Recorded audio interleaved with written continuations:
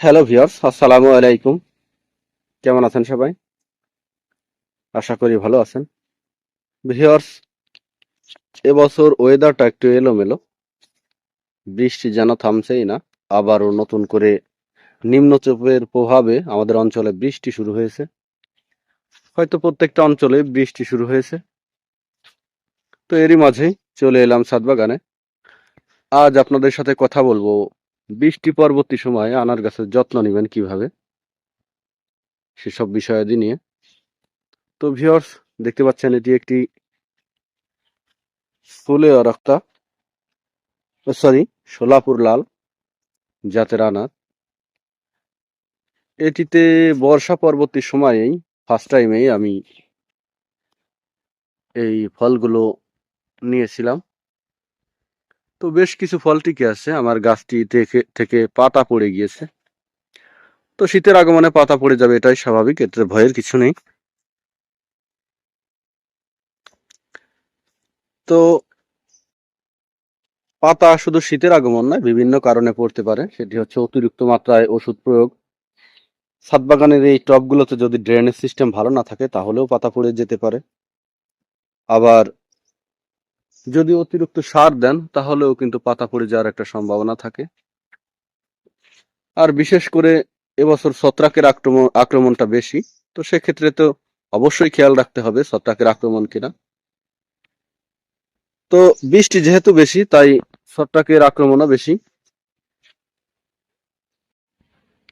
আর এই ছত্রাকের আক্রমণ হলে অবশ্যই আপনাকে এর যথাযথ ট্রিটমেন্ট দিতে হবে, তা না হলে আপনার সমস্ত আনারগুলি এবং গাছগুলি নষ্ট হয়ে যাবে। তো এই বিষয়টি নিয়ে আজ কথা বলবো ভিউয়ার্স। বিশেষ করে বৃষ্টির বছরগুলোতে আনারগুলোতে সমস্যা একটু বেশি হয়, বিশেষ করে আনার।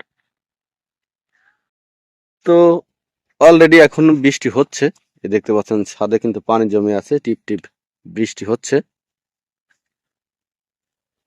তো এই বৃষ্টি থেমে গেলে আপনারা কি করবেন এবং বৃষ্টি পরবর্তী সময়ে কি করলে ভালো হবে সেই বিষয়টা নিয়ে আলোচনা। তো ভিউয়ার্স, আনারগুলোকে যদি রক্ষা করতে চান, যদি অ্যানথ্রাকনোসের হাত থেকে এগুলোকে সেভ করতে চান, তাহলে অবশ্যই আপনাকে বৃষ্টি পরবর্তী সময় ছত্রাকনাশক প্রয়োগ করতে হবে। সে ছত্রাকনাশক হতে পারে ম্যানসার, হতে পারে রিডোমিক গোল্ড, এবং বাজারে প্রচারিত বিভিন্ন কোম্পানির বিভিন্ন ধরনের ছত্রাকনাশক পাবেন। তো বৃষ্টি পরবর্তী সময় এই ছত্রাকনাশকগুলোকে আপনাকে অবশ্যই গাছে স্প্রে করতে হবে। যদি না করেন তাহলে আপনার গাছ এবং ফল অ্যানথ্রাকনোসে আক্রান্ত হবে এবং এগুলো পচন ধরবে। তো আসলে আনার গাছে যদি একবার আনারে যদি একবার পচন ধরে যায় তাহলে এটা আসলে ঠেকানো খুবই কষ্টকর। তাই বৃষ্টি পরবর্তী সময়ে আপনারা অবশ্যই ছত্রাকনাশক প্রয়োগ করবেন। যেমন এই ছত্রাকনাশক, এটির কম্বিনেশন আছে কার্বনডাজিম এবং ম্যানকোজেব।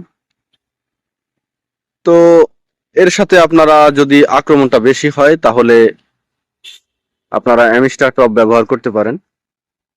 এবং বৃষ্টির পরবর্তী সময় অবশ্যই মাকড়নাশক গাছে ব্যবহার করবেন, কারণ মাকড়ের কারণে কিন্তু এই পাতাগুলো কুঁকড়ে যাবে। বৃষ্টির সময় মাকড়ের আক্রমণটাও বেশি হয়। তাই বৃষ্টি পরবর্তী সময় আসলে বিশেষ করে গাছগুলোকে বিশেষ যত্ন নিতে হবে। এই ধরনের